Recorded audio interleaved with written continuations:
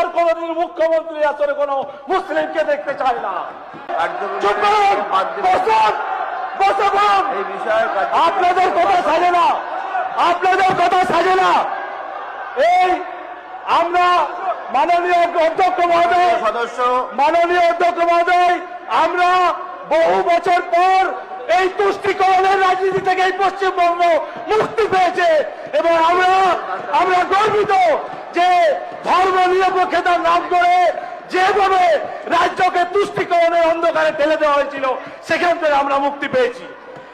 এই মহতী সদনে প্রথমবার নির্বাচিত বিধায়ক পশ্চিম বর্ধমানের বারাবণী থেকে আমি প্রথমেই একটা কথা আজকে বলার শুরুতে বলতে চাই যে আমাদের পূর্ববর্তী এই রাজ্যেরই সাংবিধানিক প্রধান যে কথা বলেছিলেন যে এই পশ্চিমবঙ্গের কোনো এক বিশেষ সম্প্রদায় যদি জোটবদ্ধ হয় তাহলে হিন্দু সনাতনীদের অবস্থা কি পরিণতি হতে পারে সেটা তিনি আমাদেরকে কল্পনা করিয়েছিলেন।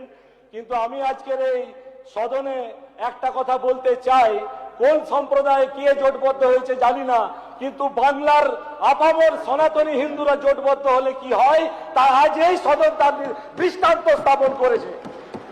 নিশ্চিন্ত হয়ে গেছেন তারা।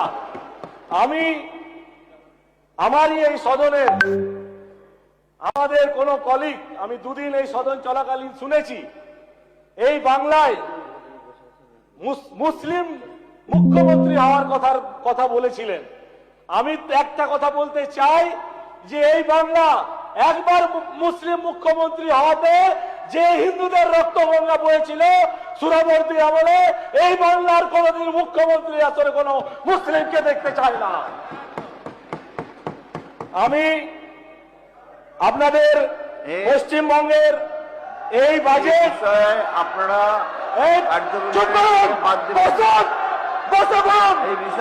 আপনাদের কথা সাজে না, আপনাদের কথা সাজে না।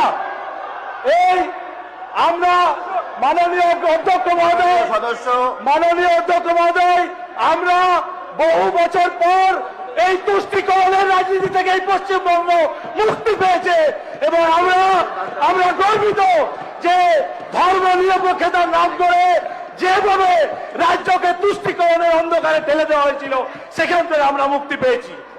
পশ্চিমবঙ্গের এই বাজেট পশ্চিমবঙ্গের দিশা ও দশা বদলানোর বাজেট। আমি বলতে চাই, আমি পশ্চিম বর্ধমান থেকে আসি, বারাবণী গ্রামীণ অধ্যুষিত বিধানসভা। আর এখানে আমাদের পশ্চিম বর্ধমান দুটো নদী আছে, অজয় নদী এবং দামোদর নদী। কিন্তু আমি বলতে চাই কি 15 বছর হওয়ার পরও আমার জেলায় এখনো মানুষ পুকুরের জল ব্যবহার করে।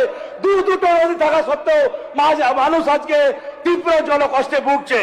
এবং আমি বলতে চাই, আমি পিএইচই দপ্তরের মন্ত্রী আছেন, আমি আপনাকে বলতে চাই কি এই যে আমাদের নদীগুলো আছে জেলার, এইগুলোকে ব্যবহার করে আমাদের রিভার বেড থেকে আলাদাভাবে স্পেসিফিক পাইপলাইন করে আমাদের জেলার এবং আমার বারাবণী বিধানসভার জলকষ্ট মেটানোর আবেদন জানাচ্ছি।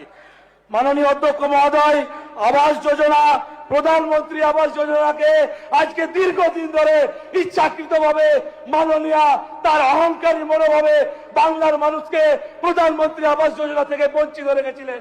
তার জন্য আজকে গ্রাম বাংলার হাজার হাজার গৃহহীন মানুষ এই যে বর্ষার জল, এই বর্ষার জল আজকে রাত্রেবেলায় একই ছাদের তলায় এই রাতে মাথার উপর জল পড়ে সেই বাড়িতে তাদেরকে রাত কাটাতে হয়। আমরা নিজে চোখে প্রচারের সময় দেখেছি। আমি বিশ্বাস রাখি আমাদের বর্তমান জনদরদী মুখ্যমন্ত্রী মাননীয় শুভেন্দু অধিকারীর নেতৃত্বে প্রধানমন্ত্রী আবাস যোজনাকে আবার ইমপ্লিমেন্ট করে হাজার হাজার বাড়ি করতে হবে।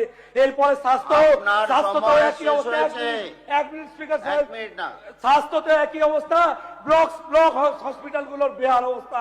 15 বছর পরে শিল্পের নামেও শুধু বাণিজ্য সম্মেলন হয়েছে, আর কিছু হয়নি। আমি